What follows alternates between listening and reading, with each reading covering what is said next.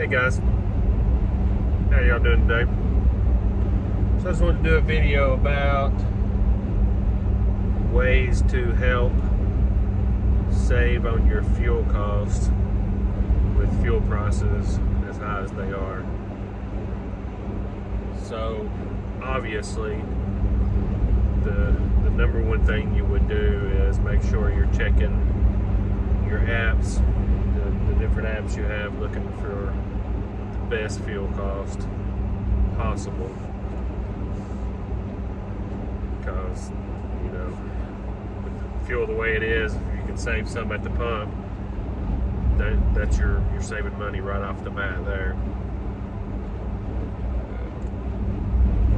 I prefer the bigger truck stops. I know they seem to have higher fuel prices, but the discount brings it down just because of the turnover of the fuel. Some of these are places that don't push through as much fuel, I feel you might be running a risk getting some bad fuel. I'm not saying you can't get bad fuel at the big truck stops, because you can. The next things that I'm doing right now is, you can see I got another little camper. So the last load we done was a little 17-footer up to Minnesota. This one's a 21-footer going up to the same place in Minnesota. Neither one of them. The first one was 3,000. I think this one might be 3,400 pounds. It's small, lower profile, so it doesn't catch as much wind, so I get better fuel mileage. So that's one thing I'm doing right now, is I'm just sticking to the smallest campers I can do. But you asked, what's the difference in pay? This one pays $1.80 a mile. The big park model we took to Texas paid $1.90 a mile. So let's break that down. I'm getting twice as much fuel mileage pulling this little camper than I did the park model. So I did the math, and on a 1,000-mile run, pulling the park model was about $643 I would spend in fuel at a price of $4.50 a gallon on a 1,000-mile trip. With the fuel mileage I get on this one, the same 1,000-mile trip, I would spend $321 in fuel.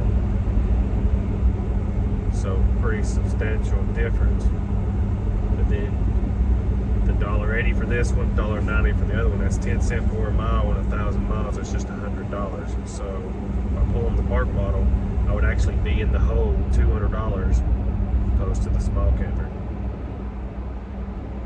So just because it pays less per mile doesn't mean I'm going to make less. At the end of the day, I would make more pulling this one 1,000 miles than I would the one that pays more. And even if you look at a $2 a mile load with the same fuel mileage as the park model, then you're still in the hole $100, because you're only making $2 extra $100 over pulling this little one, but you're spending over $300 more in fuel.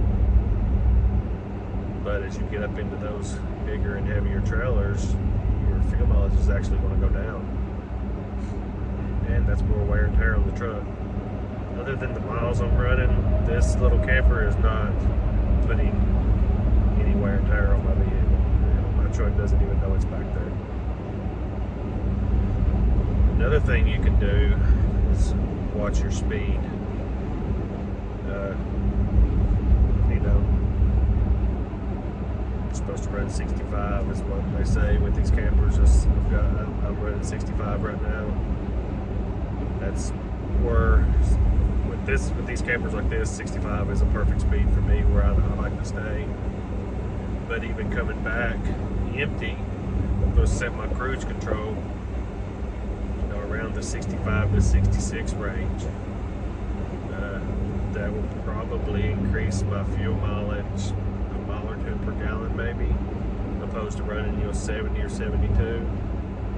And over the course of 9 hours running 70 to 72, I might gain 45 minutes or so But over the same course of that 9 hours, how many extra gallons of fuel am I going to burn? So you got to look at it as getting back an hour faster, better than saving, $20 in fuel. With the fuel cost up right now.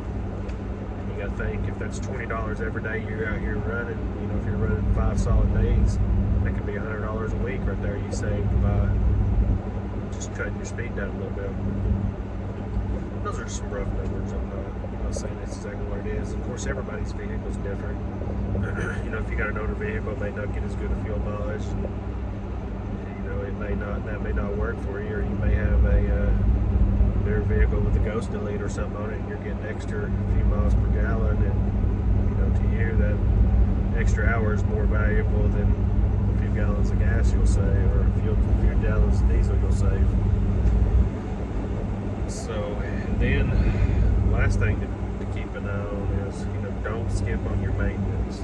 Your air filters, your fuel filters, your tires, just down to the tire pressure can affect your fuel mileage. Underinflated tires will hinder your fuel mileage. So, for the longevity of your vehicle, and to make sure you don't break down, don't be skipping on your maintenance. But maintenance will also help increase your fuel mileage.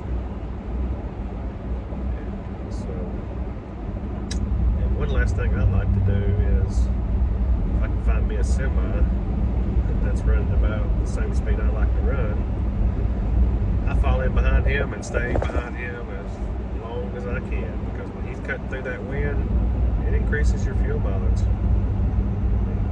I guess you could call it drafting, like they do in NASCAR. They get in behind them, and they do that. It conserves fuel, and you can actually, over a long period of time, you'll notice a pretty big difference in what your fuel mileage rates. This is about nearly impossible since we run a lot of stuff that goes west, but man, these freaking headwinds, if you're able to avoid them, that'll help you a lot too. But that's about impossible. It feels like every time I come this way, I drive into a headwind with the trailer, and then when I head back to Indiana, I'm driving into a headwind. So I don't know if the wind just blows both directions out here all the time.